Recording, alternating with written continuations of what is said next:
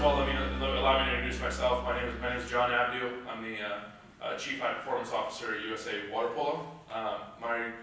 My responsibility, or what I'm tasked with, is, amongst other things, running this Olympic development program. This has been something that I've been in charge of now for 5 years. Bringing this national championship was something that we started 4 years ago. And now we did the first, this is the fifth year of it. We did the first 2 years in Riverside here. We did the other 2 in the Tri-Valley area in Northern California. You guys were there last year. And now we're back in Riverside again on this rotation. And one of the reasons we did this national championship is because it gives us a unique opportunity to bring everybody in the country in the same place at the same time. So that I know when I'm giving this talk right now and I'm looking out, not everybody is from one place. Not everybody's from Southern California, not everyone's from Northern California, not everyone's from Texas, right? Where we have people from all over the country in this room right now. So it's a unique opportunity for us to provide some different content and some different opportunities for us to learn and improve and get better. And so one of the things that we talked about a few years ago was, can we add some parent type of dialogue and some parent education and some parent professional development, I guess, in this process. And so 3 years ago, we started this with Brian Alexander, the man to my left. So the last 2 years, and I'm going to introduce him in a second here, the last 2 years Brian gave a talk on Friday night to the parents that we've now recorded on YouTube. So if you've missed those are good opportunities and resources to go back. Anybody present for any of those talks the last couple of years? Okay, good. So we got new audience members, but good to have some. So most everybody, this is going to be new. But if you want to go back and get into some of the real detailed PowerPoint lecture type presentations about some of the mental skills we were talking about for parents, we have those online. So you can go to USA Water Polo. We have a YouTube page called the High Performance Coach Education YouTube page, and both those talks are archived there. It's all free, right? Anytime you guys want to go into it, you can do that. One of the cool things I'm starting to learn and talk to other coaches about is even if you've got long drives, some of you guys you're water polo parents, so you have long drives sometimes, right? So you don't necessarily have to see, even though there's a good looking guy, right? You don't have to see this. You can play this in the car while you're driving and be able to hear the lecture while you're driving. I think it's one way to do it. It's almost like a podcast, right? Be able to do that. And so the reason we started this a couple years ago is because Brian and I struck a new relationship, new professional relationship here, where we've hired Brian Alexander to be our high performance USA Water Polo mental skills coach. And I'm going to let him explain what that is here in a second. But this idea of having a mental skills coach, and for us to be able to provide parents, athletes, coaches, even referees soon, the ability to work on their mental skills just as much as their technical and water polo skills became really important for us. So it worked out really well, and I'll let him tell the story because Brian comes from our community. So Brian Alexander here grew up in Southern California, went on to be an All-American at UC Santa Barbara as a player, and then went on to have a long career with our senior national team, playing in several World Championships, Pan American Games, winning several medals with our teams. And this is someone who not only comes in with the expertise of being a mental skills coach, but also played the game that you guys are playing this weekend and played it at the highest of levels. All right, so that's a really unique intersection for us to be able to have that. And that's why we've been working on this now together for a few years. And so we thought this year, instead of having the PowerPoint up, and going through all this, we thought it'd be a good time to engage in a conversation with you guys. We'll get in the conversation and we'll get you guys involved in this as well. But I appreciate you guys being here, and I want to thank Brian for stepping into this role for our organization and for providing this expertise and for the things that he does. So thank you, Brian, for being here tonight. And I think maybe one way for us to get started in this conversation, if we jump right into it, is let's go. Yeah. Is maybe tell us how you went from the 10-second version of your life story that I gave a second ago, but how that turned you into becoming, a mental skills coach and doing this on a daily basis. Yeah, so I think that's a really good starting point and question. Through my career, it wasn't all perfect.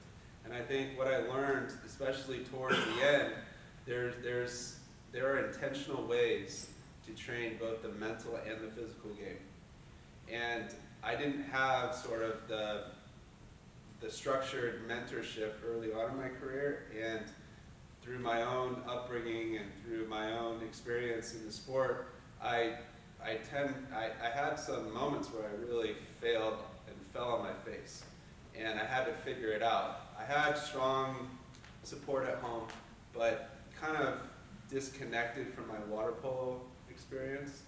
And so I had to lean on a few coaches, I had to lean on a few teammates, I had to lean on some other people that I met along my journey to really help me figure out what it was I was doing and spending all this time in this sport. You know, what was I really aiming for? So I came into this profession not only through my own experiences, but then also learning that it was a profession.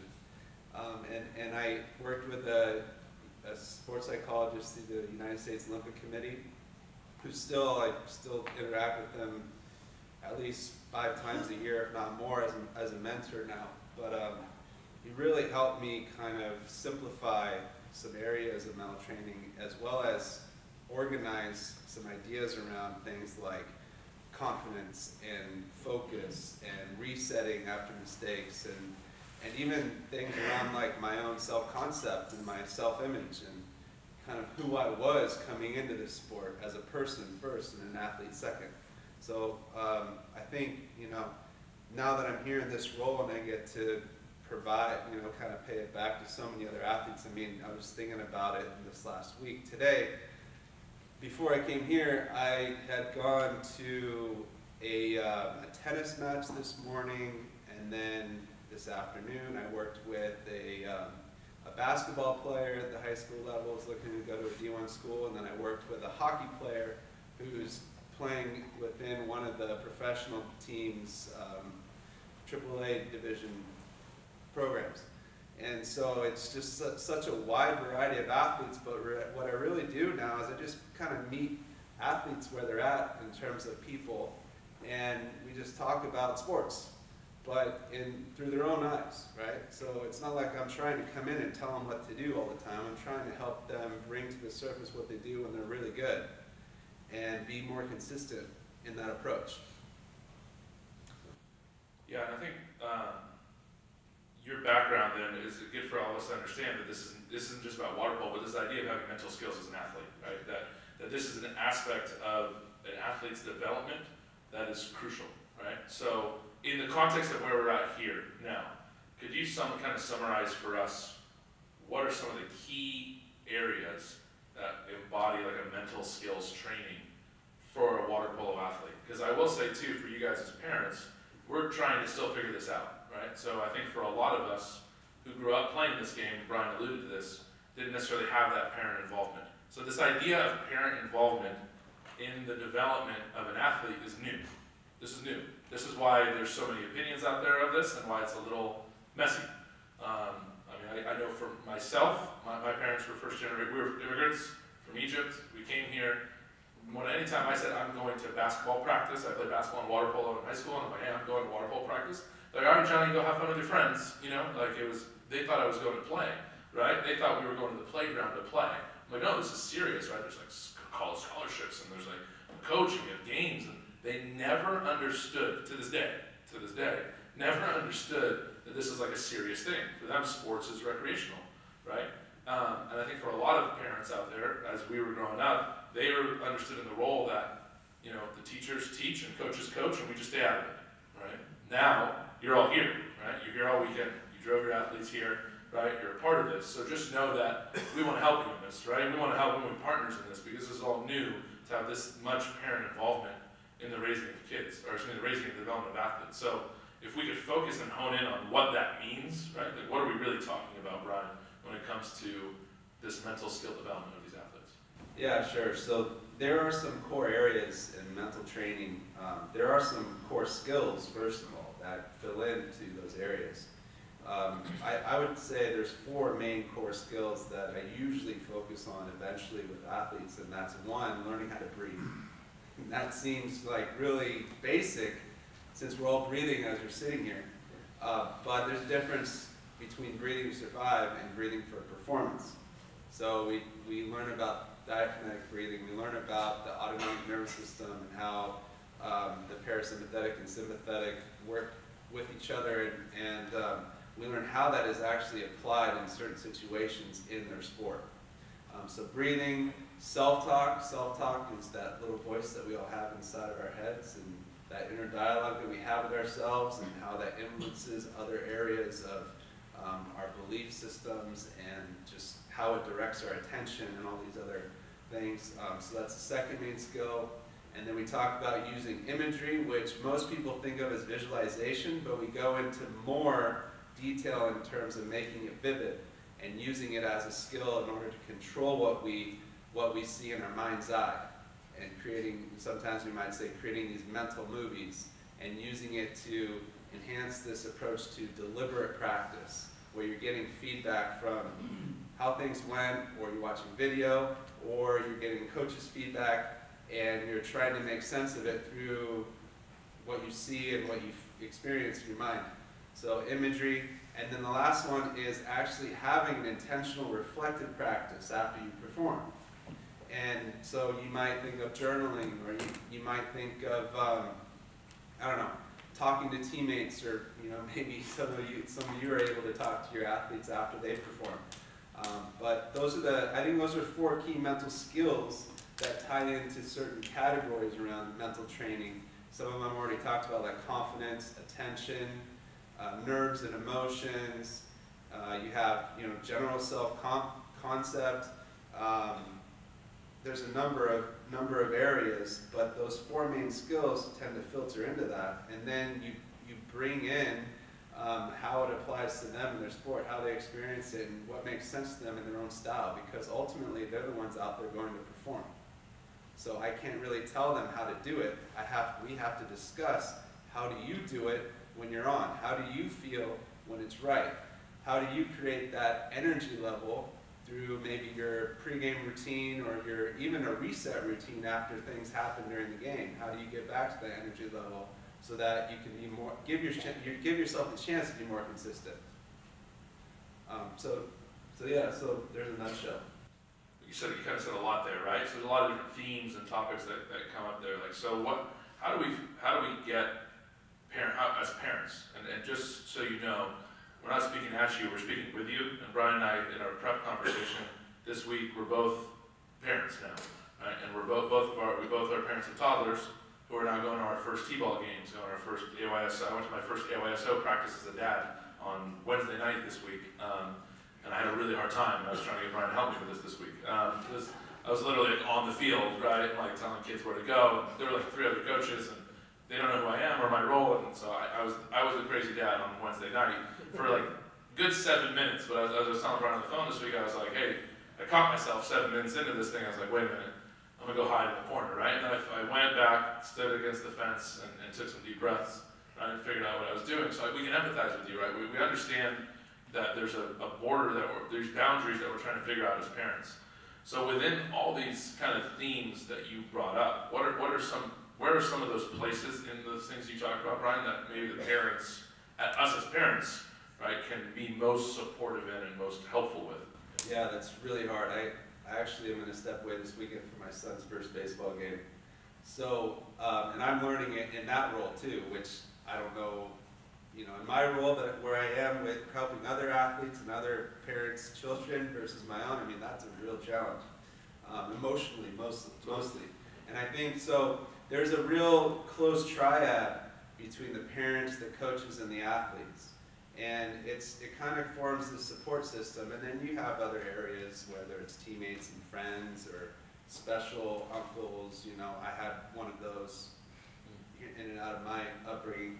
But I think in terms of supporting athletes, actually, so I listened to another psychologist who works with a lot of youth talk about these different moments when your child is starting to spin out of control, and she related it to the blender, right? And you're throwing all these things in. You can read their body language. Maybe they say they don't even want to talk about something, but then you're just throwing more stuff into the blender because you want to talk about it right now, yet the whole purpose of talking about it is to help them through it, but it's taking the opposite effect, right? So having the patience as a parent to know, okay, this isn't about me right now. They need to go through this, experience it, and when they're ready to hear me, right, and hopefully we can speed that up, but usually can't, right? Unless they have some specific things they turn to when they can gain control of themselves and be able to hear you.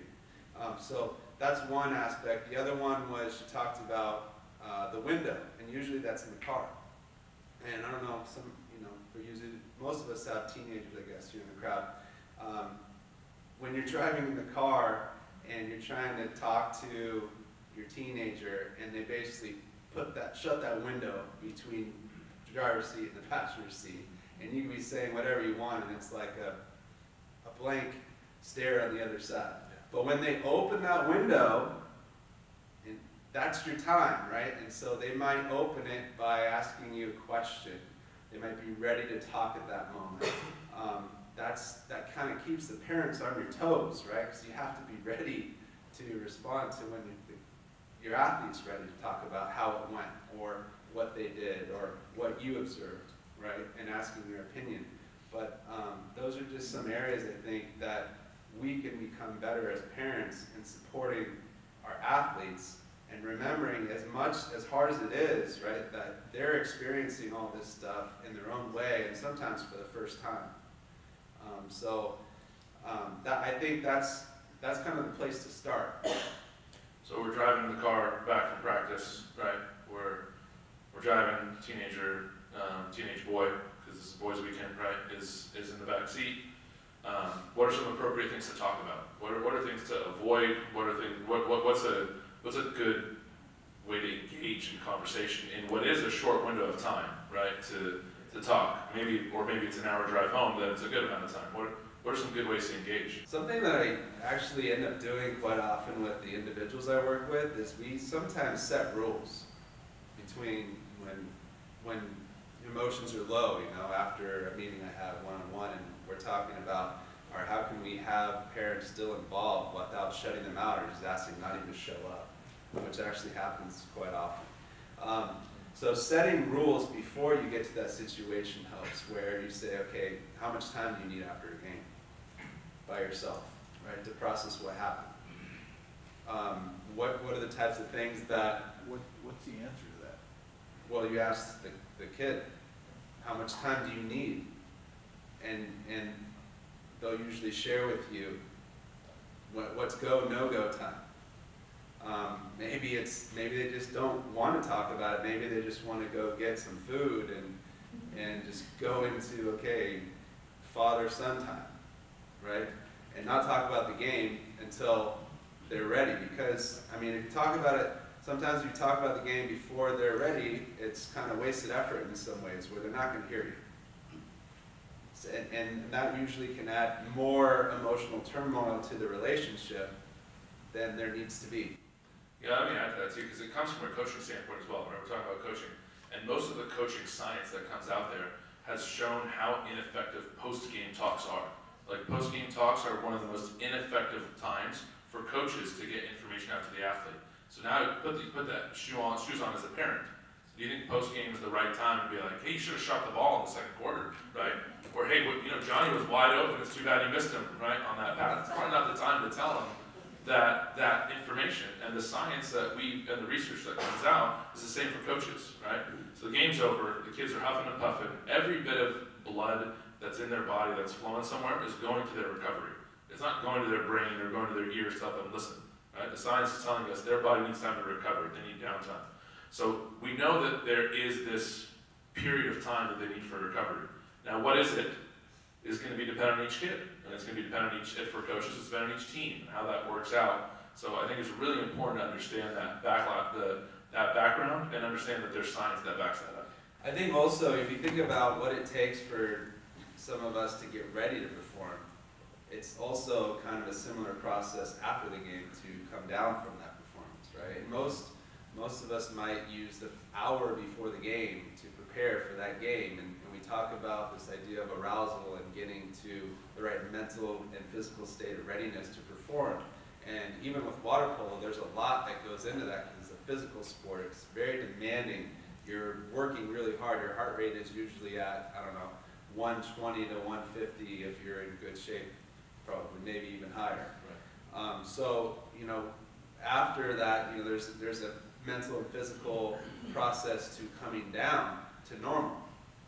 And it's true with every sport too. Normally, when you're just sitting here, let's say, and you're not getting ready to play, maybe you're at like a 2 compared to, okay, I know at 1 out of 10, I need to be at an 8 to be able to be intense enough to compete in this sport and be ready. So think about that whole pre-game routine tied into a post-game routine of now I'm reflecting, now I'm dealing with whatever just happened, now I'm learning, trying to learn from that interaction I had with my teammate, or that situation when I wasn't quite sure of what decision to make, or the feedback I got from my coach, or just dealing with the emotion I saw from my coach. So that stuff's all happening, but as parents, I think too, we want to come in and rescue a little bit too soon instead of just allowing them the space to go through that. There's a question. So I feel like we're kind of at the polar opposite ends. Like, I view my role is to get my kids where they need to go and make sure they have nutrition. That's pretty much it. Like, I mean, I talk to them when they're ready. So what I'm asking you, so when we get in the car, we don't talk to them. I mean, we're like, here's your food. We put on music, we do whatever. When they're ready, they talk to us. They say, what do you think of the game? Or they didn't. We have twins, so they usually start yelling at each other about what they did wrong. But are we supposed to take more of a role than that? I don't feel like I'm an expert in other areas. Right. This is not my expertise. You know what I mean? That's a good point. Not necessarily coming in like, oh yeah, you should have driven down right here and spun this guy, right? Like, you can't really speak to that. So if they're asking you, what did you think or what did you see, then maybe you're just sharing things around like, usually you know your kids pretty well in terms of body language too. The water kind of masks some of that, I think.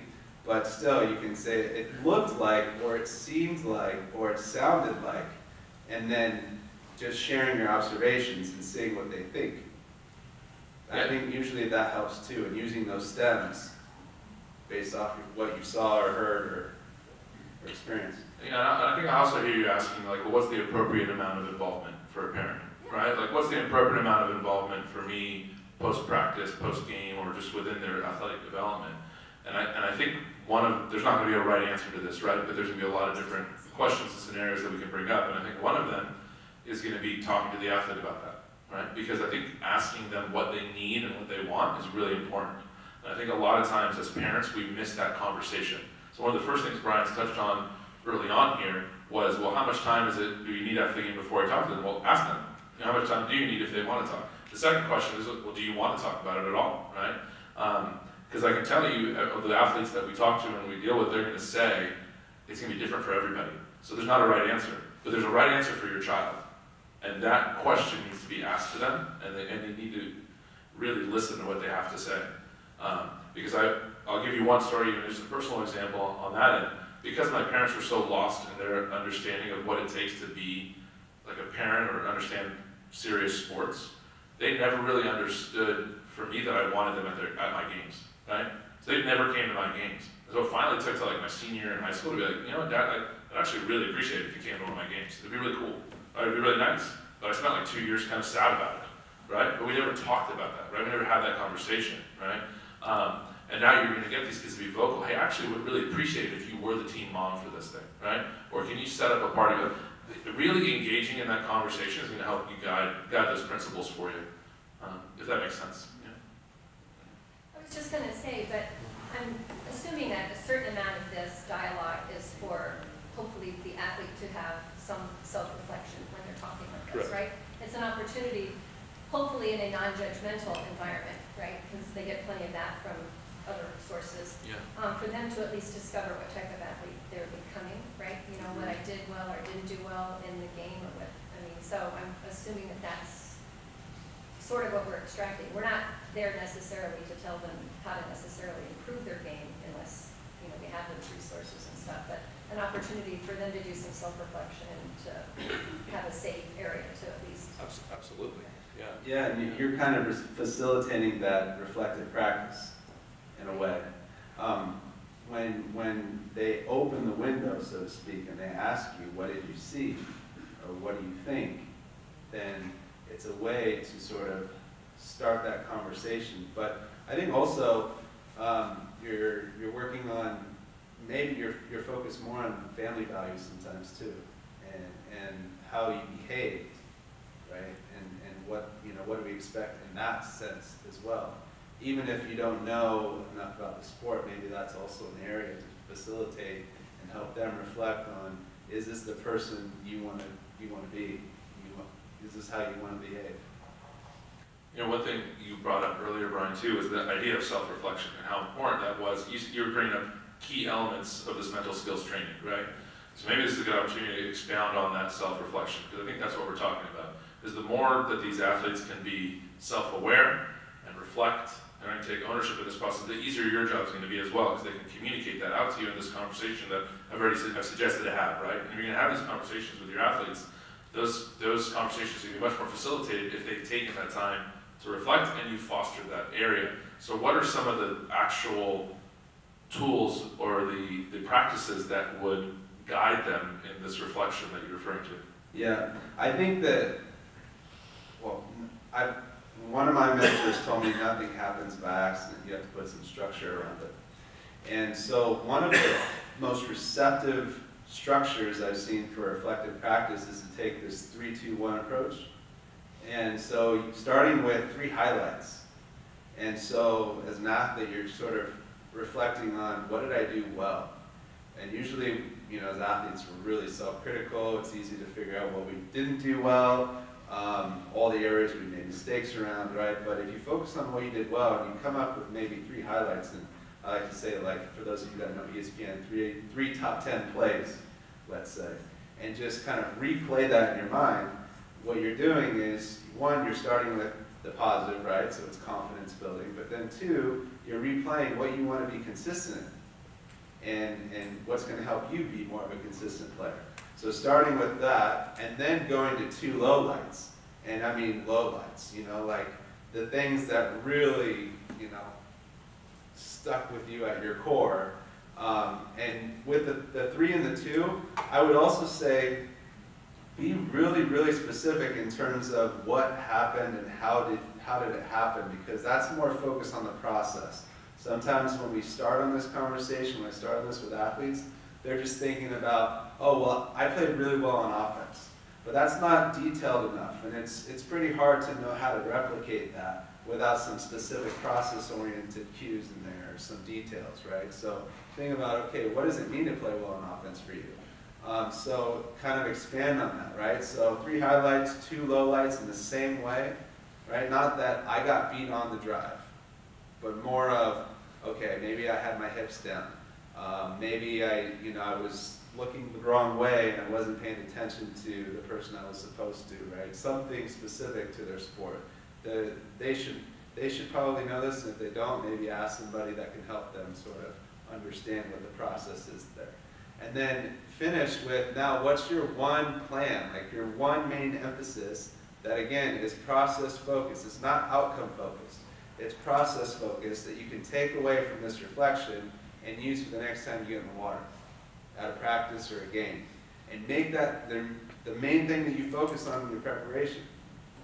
You're going to still do all the other stuff. A lot of it's automatically trained. That's why we spend so many hours in the pool and that practice, because you want to be able to get to a point where you're practicing at a high level and it becomes the muscle memory, but it's more just automation, where you don't have to think about playing, you're just playing and trying to find that flow state. But ultimately, when you have something that you're working on, you have to be more intentional with it. So that's where, through the 3-2-1 structure of reflection, you're coming up with details. And it could be just that 1% that you want to improve in, right? But then adding 1% each day as your main emphasis adds up to a lot over a longer period of time. It's good. It's a 3-2-1 reflection process. I've also been encouraged by or heard from a lot of experts about journaling, right? So this 3-2-1, if I'm doing this, is this something that I'm writing down in my journal? Is it something I'm talking about with my mom or dad? Is it talking to my coach? Like, maybe we can speak to how journaling plays into this, or writing it down, or when you talk about it being intentional. Yeah, I would recommend writing it down. Writing it down, pen and paper, pen or pencil and paper usually has a stronger impact in terms of deeper processing and memory, but writing it down and talking about it is probably even better, right? Sometimes when you write things down too, you get them out of your own head and you gain a new perspective, and then you can reflect on it even more. But when you bounce it off some other people, when it's the right time and place, then you can gain more perspective from kind of a 360-degree view. So I would advocate writing it down. If you can't write it down on paper, use your phone. If you can't do that, talk about it.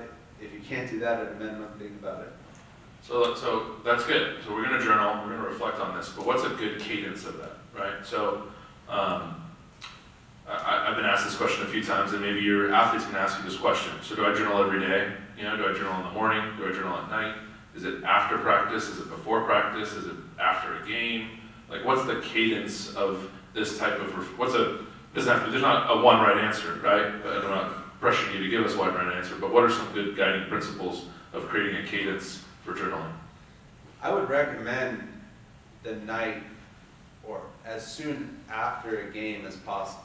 If you're open to journaling every single day, that's probably even better after training. I mean, I remember for me, going into 2008 Olympic Games, that's when I started journaling more, and I would do it after every single training that we had. We were training 6 to 7 hours a day, and it became really hard to stay awake to just write in my journal for 5 to 10 minutes at night. But it really is effective, I think. And then you get to go back on everything you inputted later on when you have the energy and the time, and see, okay, what are some trends here, what's happening, and then maybe I can draw some more from that to add to it. You know, my coach education managers are here as well, and some of our national team coaches. We've been talking about creating a guided, some more structured journaling that comes with it. And one of the things I came up upon, this is a stoicism journal that I've been playing with this year. And just to kind of show people like kind of what we're talking about, I won't give you the pages I wrote on, but there's a morning reflection and an evening reflection for each of these prompts that I get on a daily basis. So I think when we talk about the journaling and the structure we're talking about journaling, we're not talking about writing 6 pages. We're not talking about writing 4 pages. So literally the morning reflection could take less than 5 minutes to write, you know, this small paragraph, right, that you see here. So this is a 365-day journal, right, that's going to prompt for a little paragraph in the morning, a little paragraph at night while we're reflecting. And so I'm not saying you need to go buy anything. You could create athletes, some of the coolest journals I've seen are ones that athletes create on their own, right? It's like they buy their own blank moleskin book or any of these journals that are out there, and then they start journaling on their own, and then they can create their own guidelines, their own different things. And so it's actually a really cool thing for the athletes to take ownership of. I see a lot of athletes in the room right now. Like, I would recommend, like, get your own journal, take ownership of it, and it's there.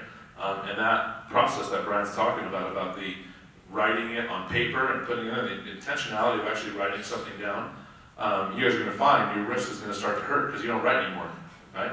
You type, right? You type, if you use your thumb on your phone, right? But that's about it. But actually writing, you know, down, it's a new skill that we have to get back. And there's a lot of intentionality with it, so it's going to really impress itself on it. So we can't speak enough about the journaling piece. But yeah, question about that. Kind of a question and a comment. So I just finished that book, Happiness Advantage by Sean Acor. Yeah. And he talks a lot about the science behind the positive thinking and the journaling Yep. aspect. Yep. I don't know, could you talk a little bit about the science behind? Yeah. Behind positive thinking? Behind positive thinking and how it ties into sports? Yeah, so I think that it's always kind of been said that a positive framework, a positive attitude, a positive inner voice leads to better results, leads to positive well-being. But some of the science behind it is that, you know, you pretty much give power to what you focus on. The mind has a way of determining what you're going to place your attention on when you think about it in a certain way. And sometimes too, and maybe you guys have experienced this, when you try not to think about something, you're still creating a mental image of whatever you're trying not to think about, right? It's sort of like, don't think about the chandelier. Well, what kind of image comes to mind? It's kind of how our mind works. And positive mental thinking, or a positive mental attitude, or whatever you want to call it, usually is focused on what do you want to get out of your performance? What do you want to be intentional around? So if you think about, I don't want to mess up, you're still thinking about messing up. Right? And you might even create the last time where you remember, hey, I made this big mistake, I don't want to do that again. Well, you're getting negative mental reps by practicing this image of a mistake. So there's a lot of science around self-fulfilling prophecies, right? You can think about, some of the common ones that you hear are, I always do this, or I never do this right? Well, you're reinforcing what you always do or you never do. So you've got to ask yourself, is that really what's going to help me perform at my best? And is that going to match my expectations around the direction I want to go? Is it going to help me get closer from where I am to where I want to be in terms of my goals? So it's kind of a reflective practice in itself too, and examining, it's the metacognitive approach to thinking about thinking, right? And that's kind of a scientific practice in itself, and learning, one of the journaling approaches that we might take is using a self-talk log, where you're mapping sort of the thought process with how you felt in that situation and what you did in terms of behavior. Because then that might map back to the original thought and reinforce it, or make it weaker, I don't know. But you have to know, okay, the mind controls the body, so how can I insert myself into my thinking with an intentional approach so that I get the behavior I want to see from my actions?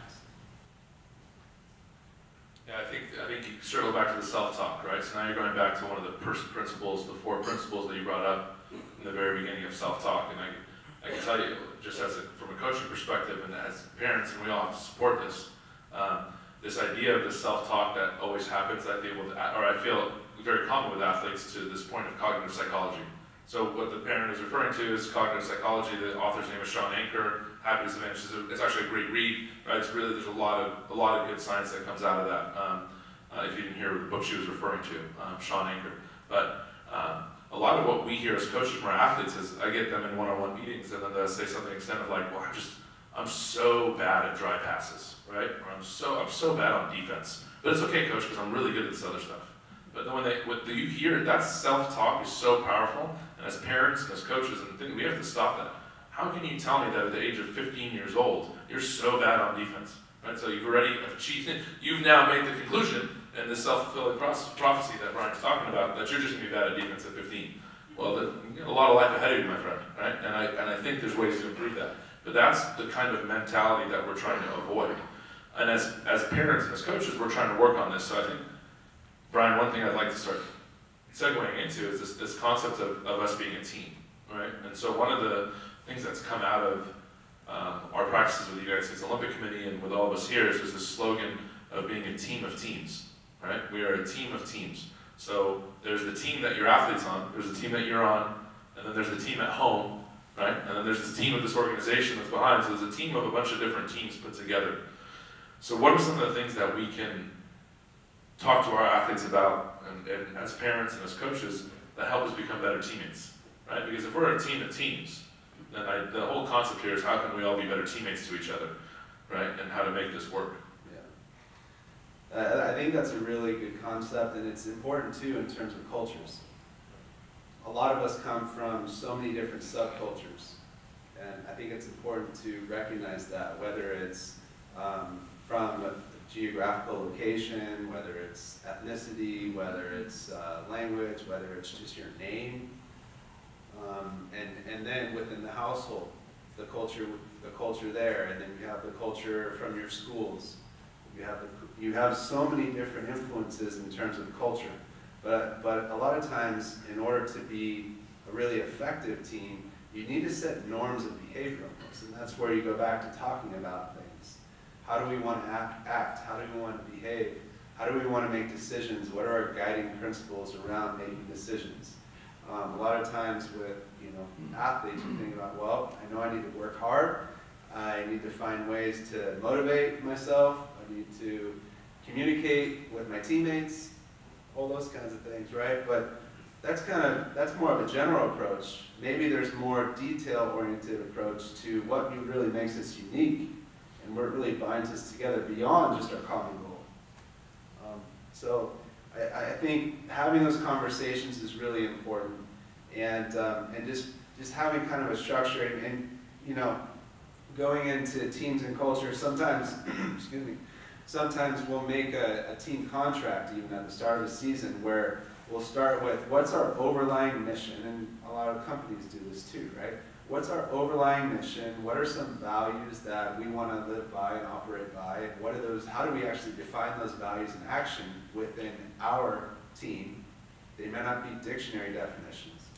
And then what are some norms of behavior that support the values of the mission that we're going to hold ourselves accountable to? And at the end of that, we all sign it as a sign of commitment. And it really becomes this rich document, almost like a blueprint to their season success. And one more thing, you might add in some goals or milestones they want to hit that season too.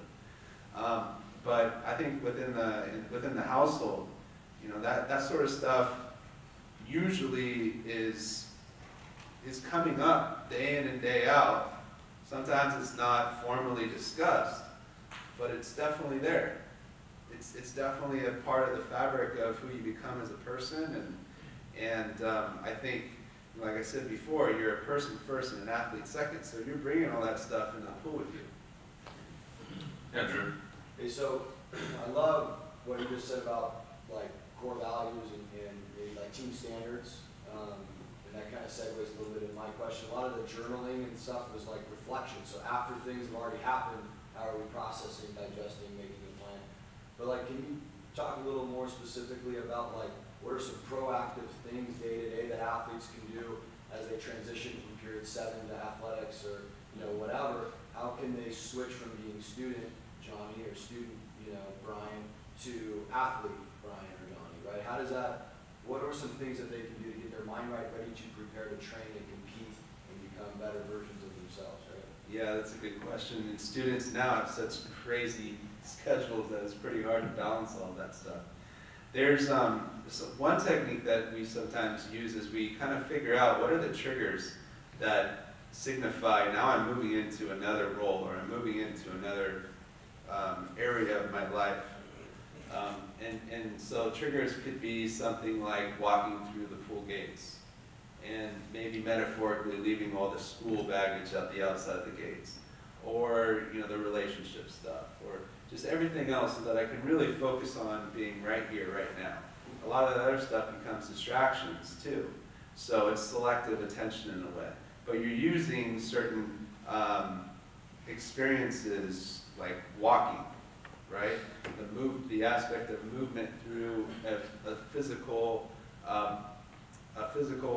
thing, or even getting ready for game time. It's putting on your suit, or it's putting on that cap, or even some people they wait up to it's the whistle, right? But I think those are ways you can do that, and then the same is for after transitioning into the next thing, right? Maybe, if you need to use that time right then and there to just leave it at the pool, maybe that's when you practice your reflection as well. But I think everybody's going to be slightly different with what works for them or what has special meaning to them. And like I said before, it's important to be purposeful, act on purpose, with purpose, and just, bring that to mind each time you go, each time you show up. Act on purpose, with purpose. Like, so, actually, I was maybe not going to tell the story, but I think I'll tell it. It's kind of good with this. So last night I had the pleasure of being at a panel like this and listening to a woman named Erin Gruwell. I don't know if you guys heard of the Freedom Riders before. Freedom Riders out of Long Beach, right? And she's an author, so there's a Freedom Riders diary handbook. It's a really interesting story if you haven't had a chance to do this, but something you said triggered that in my mind when she was talking about the purpose of what she was an English teacher in kind of the inner city part of Long Beach, and I helped these students come up, and I went to a talk of a documentary about her story last night. I would highly recommend kind of getting into it. But she's really trying to help these students get their mind in the right place in the classroom. So to your point, she had, at one point she was really struggling during the course of the year, and she had what she called like a toast for change. So she brought like apple cider to the class, and she brought like plastic champagne glasses and put them on a table like this, filled them all up with apple cider, and then when everyone walked in, she made every student toast to everybody else in the room what they're going to change today. Right? This is what we're going to change about ourselves this year and in this classroom. And everybody, the students 20 years later, are coming back in this documentary saying that that moment really meant something to them, that they really remember this time that their teacher made them trigger into this thought process. So what you're talking about, Brian, in terms of like having these small actions or norms really can be really, really powerful, right, for students and athletes when they're really trying to change and think, and having some of these things at home could be really helpful along the way. Yeah, that's an awesome story too.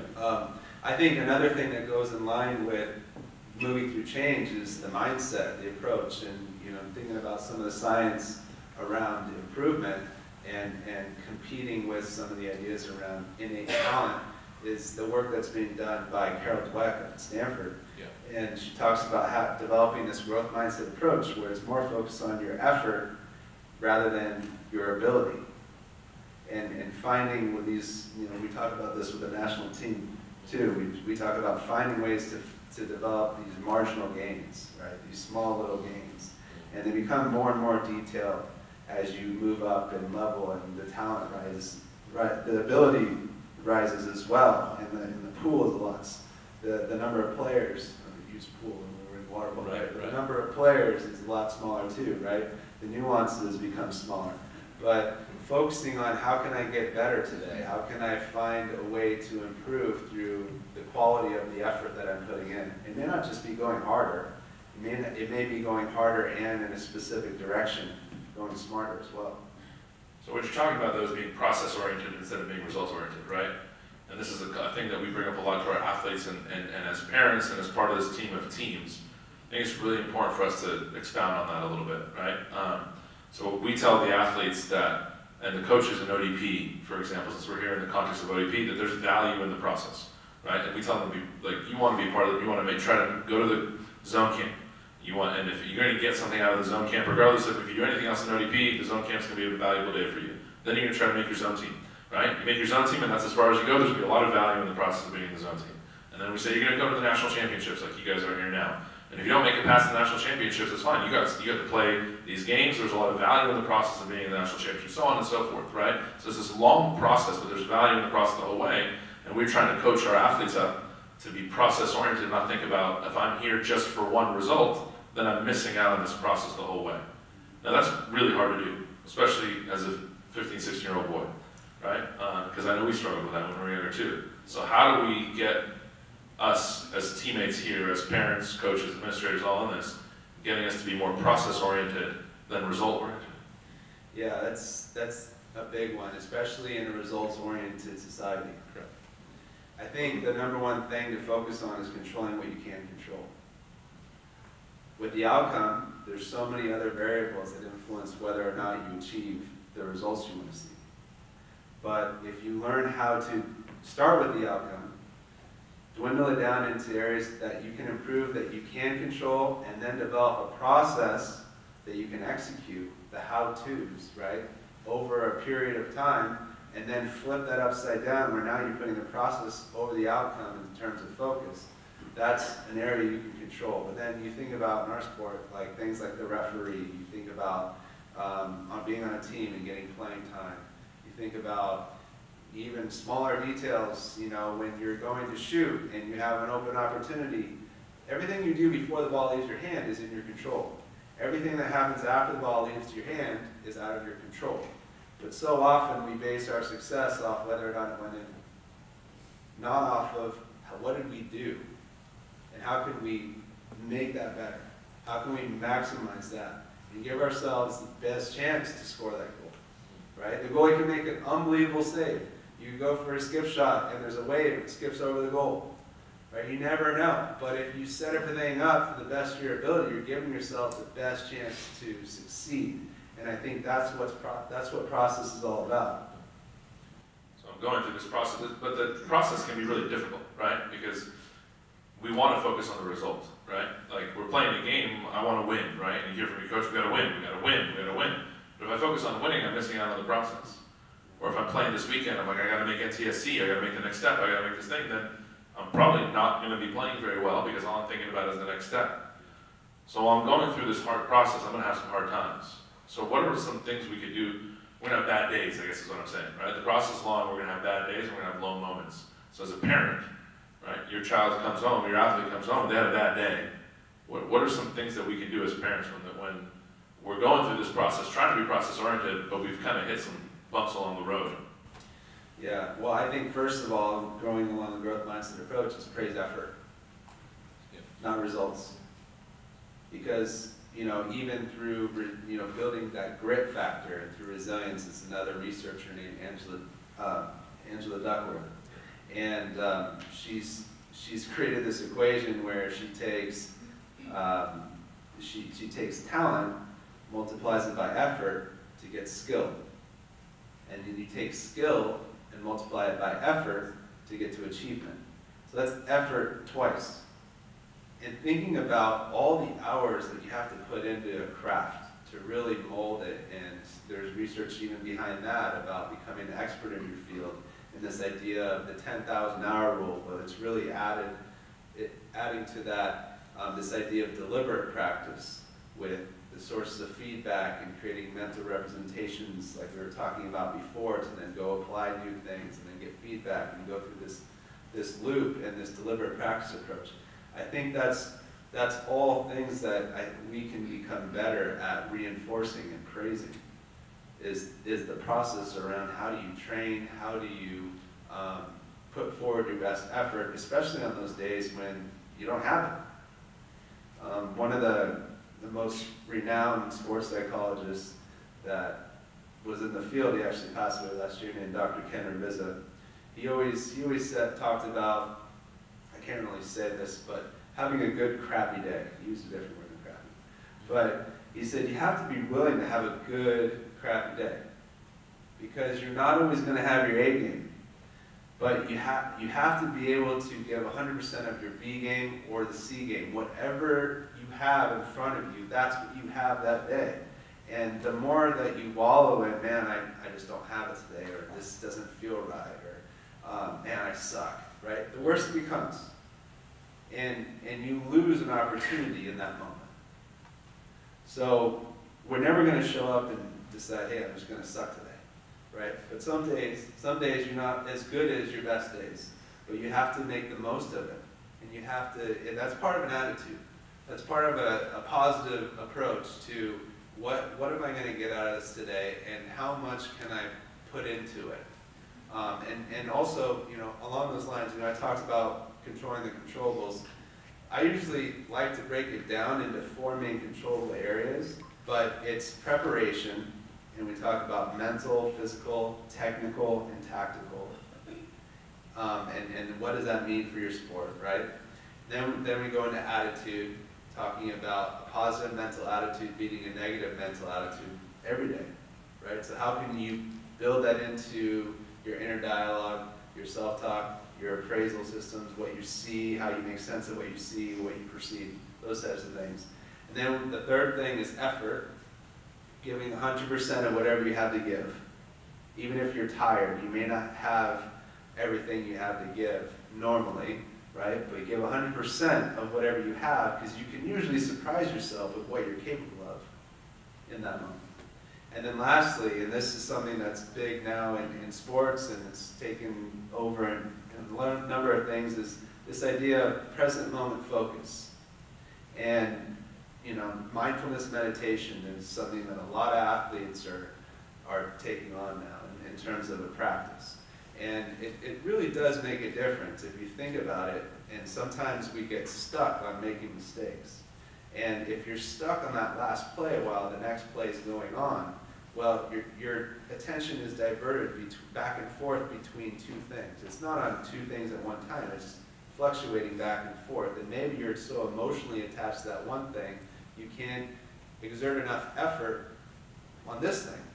Or, but the same thing is true for thinking too far ahead. You're thinking about how's the game going to go? How is this going to turn out? You're focused so much on, man, I hope we pull it out when the play's still happening right in front of you. So we talk about this idea of mental time travel and how can we get into the present moment in order to maximize whatever effort we're giving and the attitude we're bringing and, you know, going for it. Yeah, there's a lot to unpack there, right? I mean, in all that process, but I think ending on the mindfulness note, right? The things that you can control and being present, that's much more difficult today than it's ever been, right? With the amount of distraction that's around us and all the distraction that we're dealing with, getting someone to be really focused on a process or a given moment is probably the most difficult thing. So having some mindfulness practice, I think, for all of us, let alone our athletes, is really important. So we want to have more good days, and if we want to, what to do on the bad days is praise the process, praise the effort, right? Focus on the things that you can control, right? If we're trying to get over having a bad day with our athletes, well, then what can I do to better prepare for a good day? Right? What should I do to really make sure I have a good day and have less bad days along the way? Yeah, there's a lot there. Yeah, First of all, it's sleep and nutrition. that's true. Yeah, We actually read a book recently titled Sleep, yeah, talking about the science behind getting, you know, your circadian rhythms and basically, you know, stages of REM and getting a certain number of cycles of sleep rather than a certain number of hours of sleep, and how it relates to both mental and physical recovery. It's really interesting, but I think just basically, you know, okay, I need this much sleep because I know when I wake up, this is how I feel. And this helps me be alert enough to then go compete. I think that's the biggest thing, but it's the hardest thing now because kids have such crazy schedules. But then the other side is nutrition, and I know we're not all going to be like perfect angels in terms of you're not eating all the sweets and eating healthily every well-balanced meals. I think the new term is the colors on the plate or something like that. Is that right? eat the rainbow. Yeah. Eat the rainbow, right? All the colors that you're supposed to eat in New Jersey. Yeah. But I mean, those things play such a huge role down the line, and usually without you even becoming aware of what they're doing. So it usually starts there. But then going into, now what's my pre-performance routine? What do I need to, I talked about those 4 areas of preparation, right? What do I need to do mentally to get to the right energy level? What do I need to do in order to become aware of things that might make me anxious or nervous? How do I bring in maybe some breathing practice? I have one athlete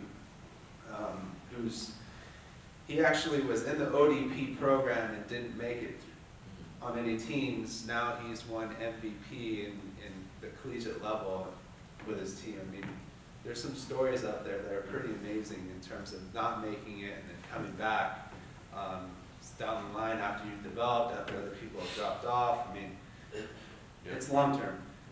But he has a practice now before his games where he'll actually isolate himself in the bathroom and he practices this thing called Wim Hof breathing. I don't know if any of you heard of Wim Hof.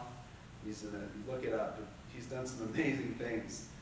He talks about balancing your acidity levels and producing this mitochondria and all this stuff through these breathing techniques. I mean, it's crazy the stuff that he's been able to do, to perform with cold. But so he'll actually go in this athlete will go in the bathroom and practice his Wim Hof breathing, isolate himself from the team to then reconnect with the team at a certain time before the game. So that's all tied into this aspect of mental preparation. Then you have the physical side, which is the stretching, the warm-up swims, the passing, the shooting, all those types of things. Then you have the technical and the tactical. And technical is about your role and your position, going through fundamentals, using some imagery and visualization to see yourself executing in that area. And then tactical is more about the game plan and the systems and the team and what you're a part of, right? And how you're working with all those other parts of your team. So that whole process might start at different times for different athletes. Maybe it's a week before the game, maybe it's an hour, maybe it's a few minutes, maybe it's the night before, but I think coming up with a specific routine that has some flexibility, because you're not always going to show up with the same demands, but having something that you fall back on is usually going to help you be more consistent. That's good stuff. And I think us being mindful of, anybody here from the East Coast? Anybody came from the East Coast?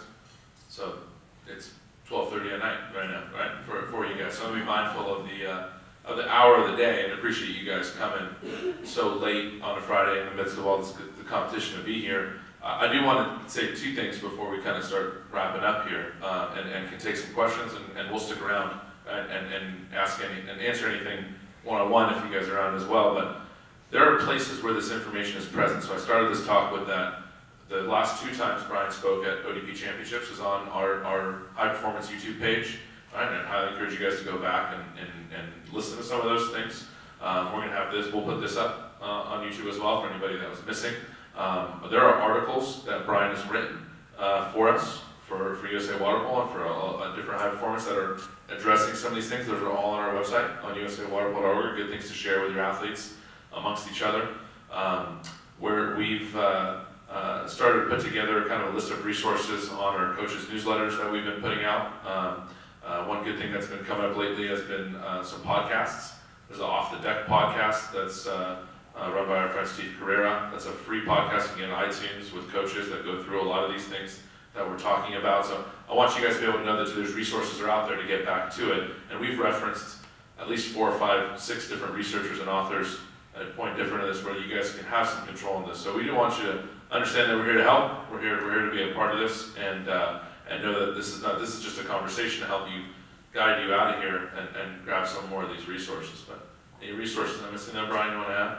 No, I think there's so many books out there. There's podcasts. I mean, I listen to about 5 or 6 podcasts now. Yeah. Just interviews, or the daily 5-minute theme of the day that whoever the person's speaking about, or just in more general terms, how can you get the most out of what you're doing, type stuff. So I would just look into it. And then the other thing we didn't really talk about, but it's becoming more and more normal to get this type of training. Yeah. And in professional athletes in the NCAA, there's a strong push now for mental health. Now, I don't really focus so much on the clinical side of these types of things. It's outside of my training, but I think, a lot of these skills that we're working on and you're being intentional with in terms of training and seeking out that information, it helps you learn how to cope with stressors in your life and get ahead of these challenges that some people find when they're working through the anxiety, they're working through the depression, they're working through eating disorders, those types of things. But if you look around, especially the NCAA, NBA, there's a lot out there about mental health for athletes now, and it's pretty neat to see. Yeah, it's great. And one of the reasons why we continue to do this is we want to destigmatize this for the athletes, and we want to make sure that this becomes normalized into everything that we're doing. We don't want to be hypocrites and make sure that these athletes get a good amount of sleep, since there's some of them in here, right? Get good night's rest. The book is actually called Sleep for Elite Sport Performance. If you want to know the one that Brian was referring to, that we actually gave it to our senior national team athletes and coaches to start getting into if you're interested in that. But we want to make sure you guys get some sleep. We appreciate you guys being here. Brian, thank you for being a part of our team and for everything that you do for us and for the resources you provide. So thank you again for sharing with us tonight. Yeah.